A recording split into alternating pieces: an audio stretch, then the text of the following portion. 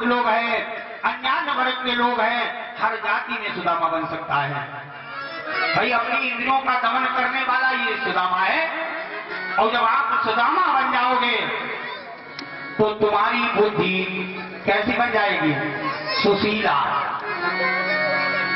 सु माने सुंदर और शील माने आचरण। जब आप सुदामा बनकर के आप एक बार देखिए तो तुम्हारी बुद्धि एकदम सुशीला का रूप ले लेगी। लेकिन आजकल के तो गैर नामों का कोई अर्थ ही नहीं है। नाम है शांति देवी और सबसे ज्यादा अशांति वही मचाती है। नाम गंगा देवी और उनसे कहो बहन ऐसा करो हमें पानी पिला दो, बिल्कुल वही। आजकल के नामों का कोई अर्थ ही नहीं है। देखिए सुशीला, सुंदर है शील जिसका, सुंदर है आचरण जिसका, ऐसी सुशीला।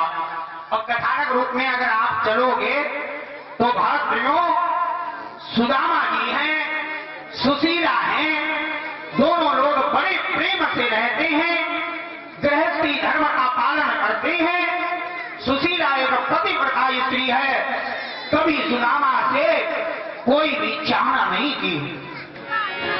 वास्तव में पत्नी जानते हो माताओं कौन अच्छी है? पतिव्रता स्त्री किसे कहते हैं? अगर तुम्हारा पति धनवान है, अगर बहुत अच्छा मकान बना है, बैंक बैलेंस अगर अच्छा है, हर तरह की मौज है, तब आप अगर उसका साथ देती हो तो इसमें कोई आश्चर्य की बात नहीं है। भाई पति अगर सुखी है और आप उसका साथ देती हो तो कोई एक बड़ी आश्चर्य की बात नहीं है। पतिव्रता स्त्री वो कही जाती है, पति धनहीन हो, बड़ा दुखी हो, अगर उसमें जो स्त्री अपने पति का साथ देती है वही तो पतिव्रता स्त्री है। सुदामा बहुत गरीब है, दरिद्र आप नहीं कह सकते हो। सुदामा को भागवत में दरिद्र नहीं कहा गया, गरीब कहा गया है। दरिद्र और गरीब में भी अंतर है। और गरीब है संसार के लिए, अपने मन से नहीं है गरीब। क्यों? सबसे बड़ा धन क्या है भाइयों? भगवान से मिलन। हर समय भगवान के पास बैठे रहते दरिद्र सुशीला जी को कहा गया है। इनके लिए नहीं, सुदामा जी के लिए जागरो क्या कहा गया है? व्यास जी ने लिखा है, साधारण नहीं लिखा। बोले कृष्ण त्यासी तथा कश्चित ब्राह्मणो ब्रह्मवित्तमः विरक्त इंद्रियार्थेषु प्रशांतात्मा जितेन्द्रियः। सुदामा के लिए क्या कहा गया? बोले किसके मित्र हैं? कृष्ण के, कृष्ण के। साधारण नहीं है। ब्राह्मणों ब्रह्मवित्तम, ब्राह्मण है। और ब्राह्मण कहते हैं ब्रह्म ज्ञानाति यस्य सा ब्राह्मण। ब्राह्मण जन्म से भी बनता है, ब्राह्मण आचरण से भी बनता है। और आचरण अगर पतित हो गया तो ब्राह्मण ब्राह्मण नहीं रहता। आचरणहीन जो ब्राह्मण है वो ब्राह्मण नहीं कहता है। वेदाध्यायी होने पर भी सूत्रों में माना जाता है। अगर आचरणहीन हो गया है ब्राह्मण, वो ब्राह्मण नहीं कहा जाता। सुदामा जी ऐसे नहीं है। कैसे हैं? बोले ब्रह्मवित्तमः, ब्रह्मवित्तमः। व्यास जी ने लिखा है ब्रह्म वेत्ताओं में उत्तम। विरक्त, एक तो विरक्त का अर्थ होता है रक्तम रहितम यस्य सा विरक्ता, है ना? जो रक्त से अलग हो जाए, रक्त जिसके शरीर में न हो वो विरक्त। अगर देखा जाए तो सुदामा जी ऐसे भी है ना? भाई सुदामा जी के शरीर में अस्थियों के सिवा कुछ है ही नहीं, तो आप वैसा भी विरक्त रह सकते हो। दूसरा विरक्ति आसक्ति इति विरक्ति। जैसे संसार के इन सुख धन भोग विलास माया से विरक्ति हो जाए, संसार में आसक्ति न रहे वही निरंतर। और जानते हो कैसे, क्या लिखा है, कितना ऊंचा लिखा है सुदामा, कोई साधारण ब्राह्मण से क्या लिखा है, इंद्रियार्थेषु, इंद्रियों के अर्थ को जानने वाले प्रसन्नात्मा, प्रसन्न चित्त रहने वाले और जितेंद्रिया, इंद्रियों को जीतने वाले, कृष्णस्यासि सखा कश्चित्, और मित्र किसके हैं, बोले भगवान कृष्ण के, जो संपूर्ण कलाओं में अवतार लेकर के आया है। भगवान कहते हैं जो जीव हमारा ध्यान करता है मैं उसे अपने समान ही ईश्वर बना देता हूं। भगवान के होकर के तो देखो, देखिए सुदामा जी को भगवान ईश्वर बनाएंगे कैसे, यहाँ पर जान लो भागवत में मुख्य नायक कौन है, भगवान कृष्ण, और नायिका है राधे जी। और यहाँ पर से उन्होंने पद जो है किसको दे दिया है, सुदामा जी को, और उनकी पत्नी सुशीला को। ध्यान देना, बड़ा आनंद छाया हुआ है यहाँ पर। तो सुदामा के लिए ये लिखा और सुशीला के लिए, अभी मैंने बताया सुशीला को दरिद्र जरूर कहा गया है। क्यों कहा गया, पतिव्रता परिप्राह म्लायते बदने नशा दरिद्रता क्षीरमानसा बेपावाना विगम्यचा।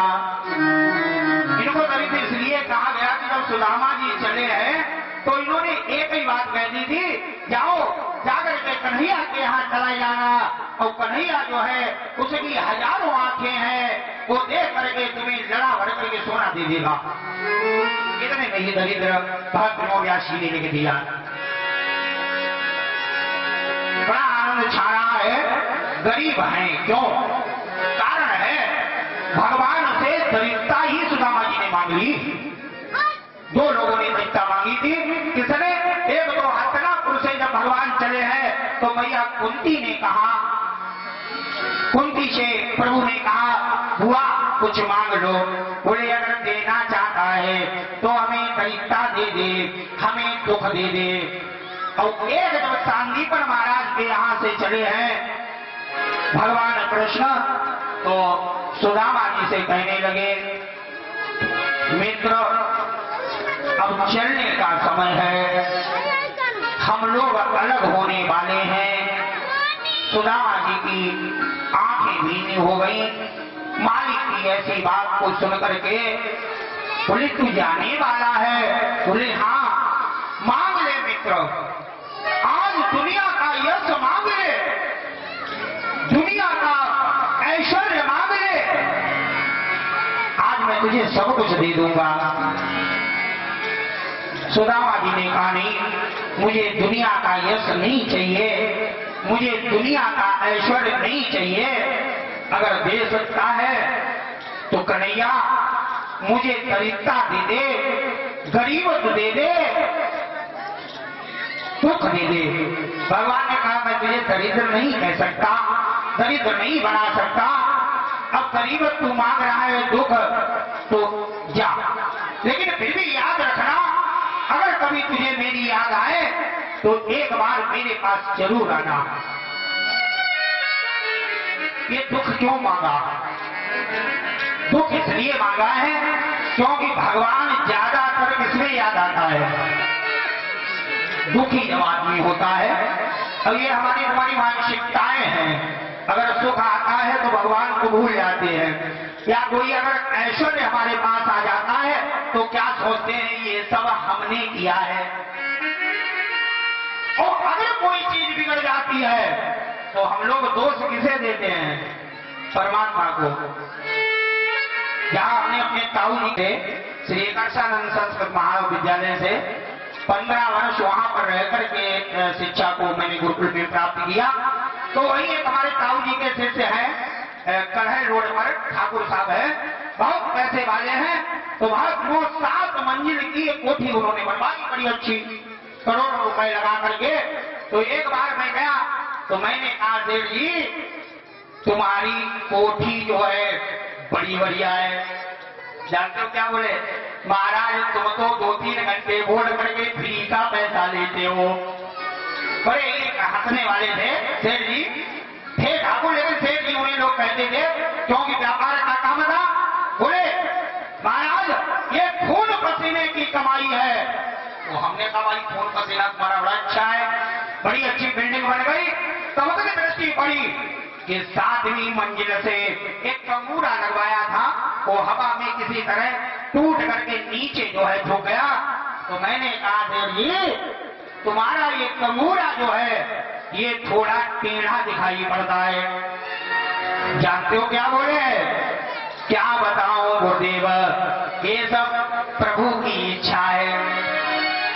हमने कहा एक बात बताओ सेठ जी, जब बनाने का काम आया तब तो तू कहता ये खून पसीने की कमाई है, और जब टूटने का नाम आया तो भगवान को दोष देता है। ये हमारी तुम्हारी मानसिकताएं बन गई है।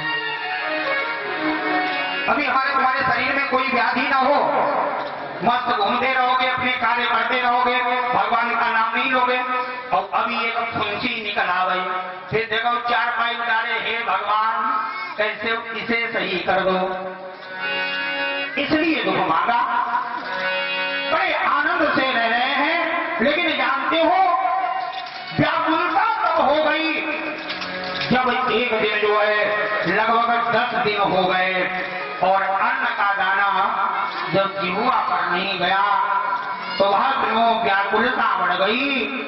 दोनों प्राणियों ने भोजन नहीं किया, कोई फर्क नहीं पड़ा। लेकिन आज तो प्रातः काल से बच्चे को भी कुछ नहीं मिला। अम्मा तड़प उठी है, सुशीला तड़प उठी है। देखो एक बात बताऊं, हमारे यहाँ कोई गरीब नहीं है, हम लोग गरीब नहीं है।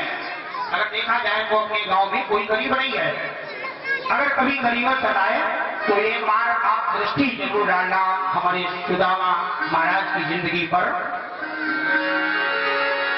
आए हैं, लेकिन जानते हो आज इन्होंने नियम तोड़ दिया। थोड़ा टूटा है कैसे, और स्वाभाविक है टूटना।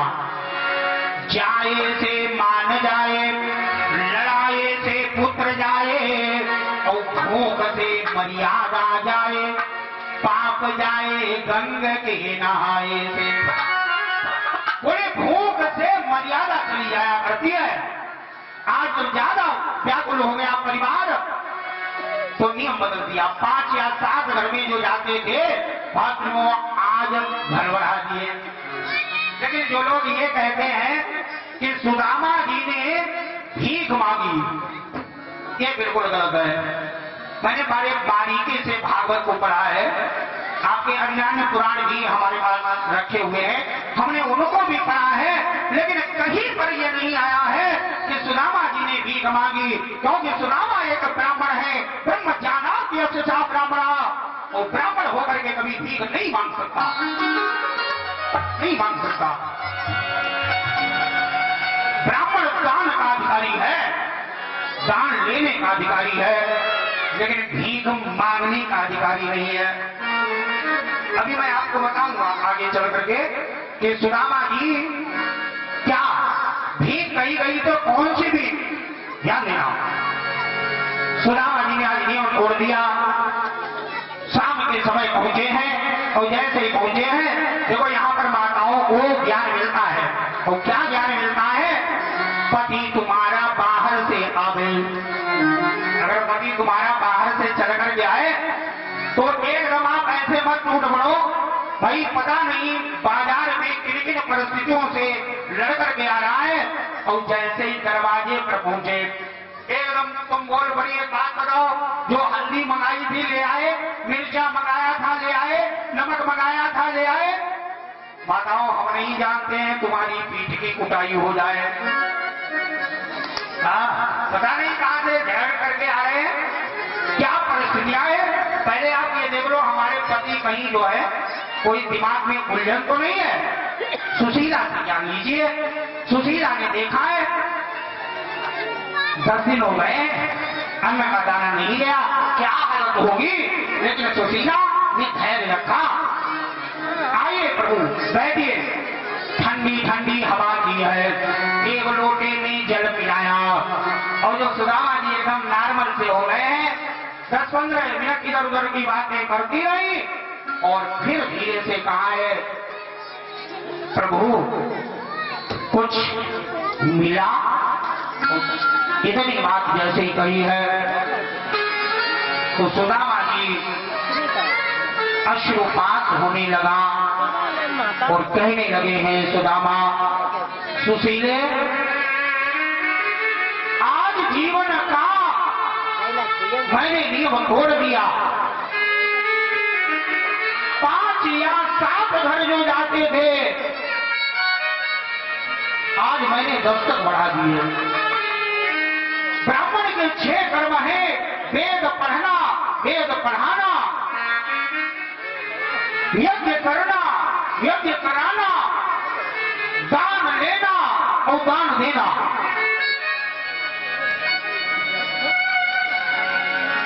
भाग लो, उन्हें नियम बनाया, मैंने तोड़ दिया, लेकिन कुछ नहीं मिला। सुशीला रोने लगी है। सुशीला ने कहा, प्रभु 10 दिन हो गए, अन्न का दाना नहीं गया, हमने आपसे कभी नहीं कहा, लेकिन आज वे अपने बच्चे की तड़पन चितवन नहीं देख पाई। प्रातः काल से रो रहा है, माँ माँ भूख लगी है, खाने को दे दो। मैंने कहा, बेटा बापू आएंगे, घर में कुछ नहीं है, बापू लाएंगे तब हम तुम्हें खिलाएंगे। शाम हो गई, अंधेरा हो गया, 1 गिलास पानी दूध कह करके पिला दिया, सो गया है। प्रभु जब वो जागेगा मैं क्या जवाब दूंगी? तो सुदामा ने कहा कि आज की रात काटो, कल कोई न कोई इंतजाम जरूर परमात्मा करेगा। रात कैसे कटे, कोई ऐसा करो, कहानी सुनाओ। सुरखुरु होता है इंसान ठोकरें खाने के बाद, रंग लाती है हिला पत्थर पे पिस जाने के बाद। जब मनुष्य के कोई ठोकर लगती है तो उसे अतीत याद आया करता है। जानते हो कैसे? रामचरितमानस में आप उठाकर के एक चौपाई देखिए, जिस समय मेघनाथ ने लक्ष्मण के शक्ति मार दी, उस समय प्रभु राम क्या कहते हैं? बोले जऊ जैन तेऊ बन बंधु बिछो,